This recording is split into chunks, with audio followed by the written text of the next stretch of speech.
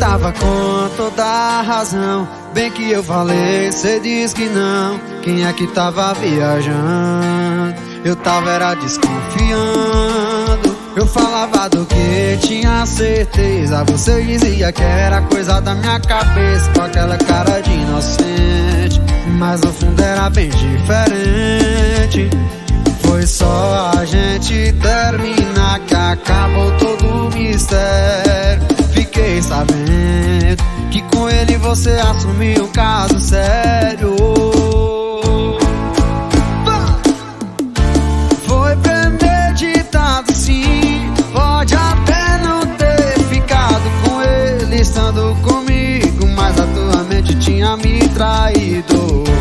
Foi premeditado sim, o meu sexto sentido já tinha me avisado. Fui pré-enganado, terminou comigo e correu por